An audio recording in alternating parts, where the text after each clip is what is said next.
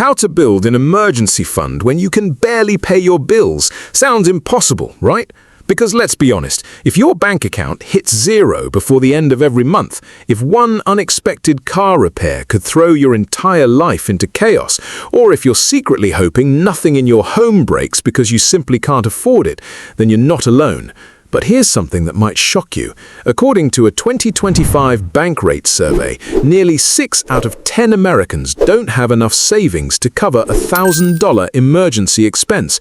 Millions are living one paycheck away from financial disaster. And it gets even worse. Research from the Federal Reserve has consistently shown that many adults would struggle to pay an unexpected $400 expense using cash or savings.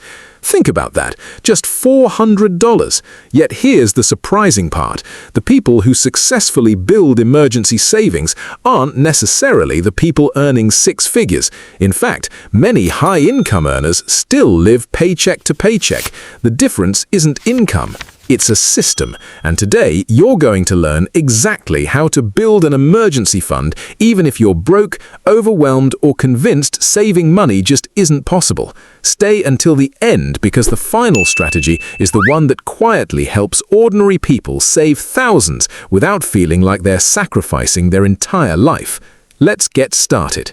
Imagine your transmission fails tomorrow. Your child suddenly needs medical treatment, your landlord raises the rent, or your company announces layoffs. Most people don't panic because they're weak. They panic because they don't have options. Money doesn't solve every problem, but it buys you something incredibly valuable: time, choices, and peace of mind. That's exactly what an emergency fund gives you. It's not investment money, it's not vacation money, it's not shopping money, it's financial oxygen. Without it, every unexpected expense feels like a crisis. With it, emergencies become inconveniences instead of disasters. One of the biggest myths is that you need thousands of dollars before you even start. That's backwards. You don't wait until you're financially comfortable. You become financially comfortable because you started. If you've ever searched how to build emergency fund strategies online and felt discouraged by advice telling you to save 6 months of expenses immediately, ignore it. Nobody climbs a mountain in one step. Here's a statistic most people overlook. Behavioral finance studies consistently show that people who automate even tiny savings are significantly more likely to continue saving than those trying to rely on motivation alone. That's because motivation fades, systems don't. Instead of trying to save what's left over, save first. Even if it's only $5, even if it's $10, even if it feels embarrassingly small. Small amounts repeated hundreds of times become life-changing. Now let's answer one of the biggest questions people ask. How much should an emergency fund be? Financial experts generally recommend 3 to 6 months of essential living expenses. Notice I didn't say income, I said expenses. That's rent, utilities, groceries, insurance, transportation, medication, the basics. But if you're broke today, forget 6 months. Your first goal is just $500, then $1,000, then 1 month, then 3. Eventually, you can learn how to build a 6-month emergency fund, but trying to jump straight there often overwhelms people before they even begin. Progress beats perfection every single time. Now, here's something almost nobody talks about. You don't always need to save more. Sometimes you need fewer emergencies. Think about preventative maintenance, changing your car's oil, replacing worn-out tires before they blow, fixing a leaking pipe before it floods your home. Spending $40 today can prevent a $4,000 disaster tomorrow. Your emergency fund grows faster when you're creating fewer emergencies. Another mistake people make is keeping their emergency savings in the same checking account they use every day. That's dangerous. Why? Because your brain starts treating that money as spending money. Instead, open a separate high-yield savings account. Make it slightly inconvenient to access. Not impossible, just inconvenient enough that you won't dip into it for pizza, online shopping, or impulse purchases. That's one of the smartest ways how to save an emergency fund without constantly fighting temptation. Now, let's talk about speed. Everyone wants to know how to build an emergency fund fast. Here's the truth. Fast doesn't usually come from saving more. It comes from earning more. Think temporary, weekend freelancing, food delivery, selling unused electronics, babysitting, tutoring, pet sitting, house cleaning, furniture flipping.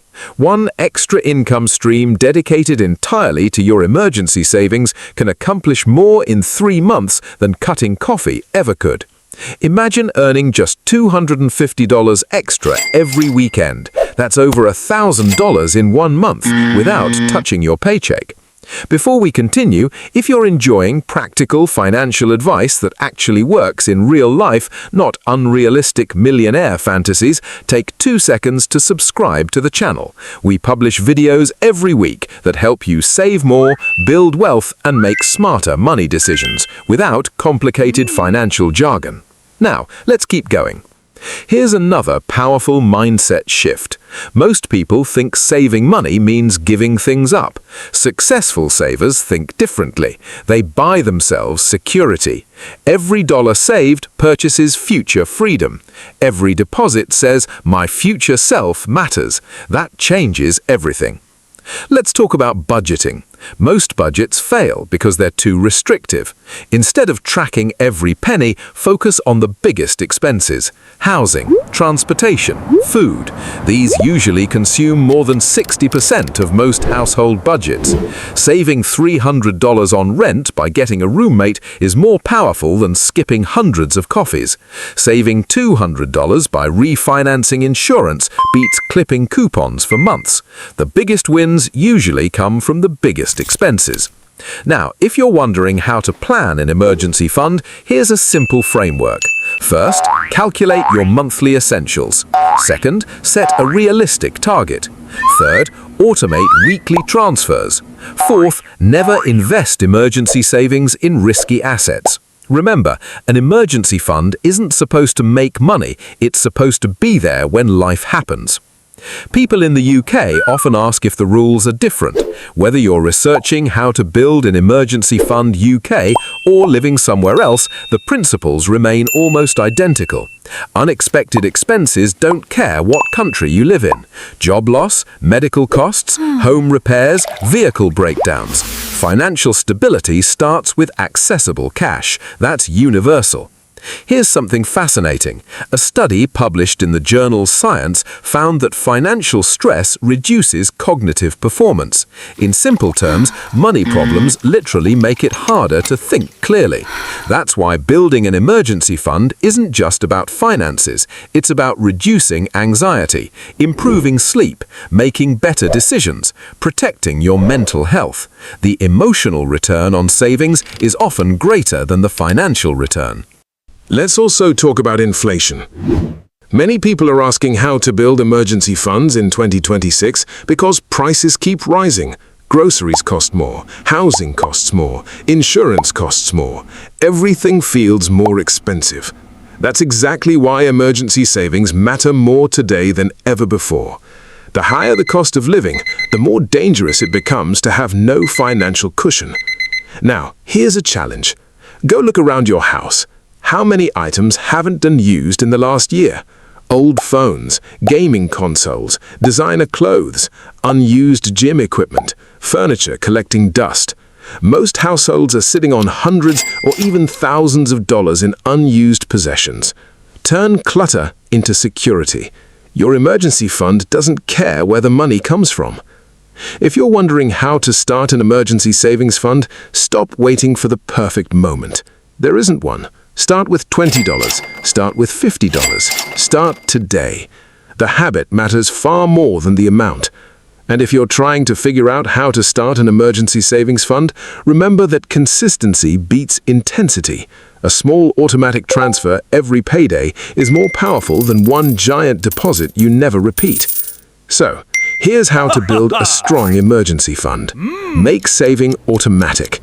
Separate it from your spending account. Increase contributions whenever your income increases.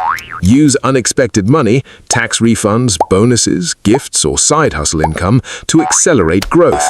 Never spend it unless it's a genuine emergency. And when you do use it, rebuild it immediately. That's how financially resilient people think. Your emergency fund isn't just money sitting in a bank account. It's fewer sleepless nights. It's confidence during layoffs. It's saying no to high-interest debt. It's protecting your family. It's buying yourself time when life throws the unexpected your way. And the best part? You don't need to be rich to start. You just need to start. If today's video helped you rethink your finances, hit the like button, subscribe to the channel, and share this video with someone who needs to hear it. Remember, building wealth doesn't begin with investing. It begins with stability. And stability begins with $1, one habit, one decision, starting today.